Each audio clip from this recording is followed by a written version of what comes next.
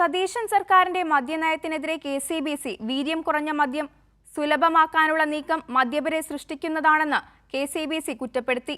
ജൻസികളെ ചൂഷണം ചെയ്ത് സാമ്പത്തിക നേട്ടം ഉണ്ടാക്കുകയാണ് സർക്കാരിന്റെ ലക്ഷ്യം. ജൻസികളെ ലഹരി ആസക്തിയിൽപ്പെടുത്തുന്ന നീക്കത്തിൽ നിന്ന് UDF സർക്കാർ പിന്മാറണമെന്നും കെസിബിസി ആവശ്യപ്പെട്ടു. വീര്യം കുറഞ്ഞ മദ്യോൽപാദനം ജൻസികൾക്ക് വേണ്ടിയോ എന്ന തലക്കെട്ടോടെയാണ് കെസിബിസി മദ്യവിരുദ്ധ സമിതിയുടെ പ്രസ്താവന. വീര്യം കുറഞ്ഞ മദ്യം ലഭ്യമാക്കാനുള്ള നീക്കം നടപ്പാക്കരുതെന്ന് കെസിബിസി ആവശ്യപ്പെട്ടു. ഈ നയം മദ്യപാനികൾക്ക് വേണ്ടിയുള്ളതല്ല, മദ്യപരെ സൃഷ്ടിക്കുന്നതിനു വേണ്ടിയുള്ളതാണെന്നും കെസിബിസി മദ്യവിരുദ്ധ സമിതി സംസ്ഥാന സെക്രട്ടറിയും വക്താവുമായ പ്രസാദ് കുരുവിള ചൂണ്ടിക്കാട്ടി.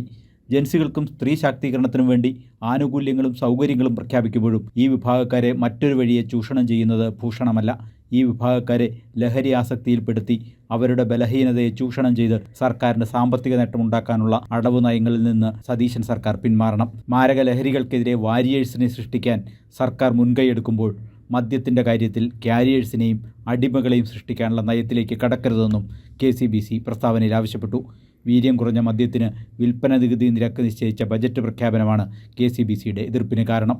കൈരളി ന്യൂസ്, കൊച്ചി.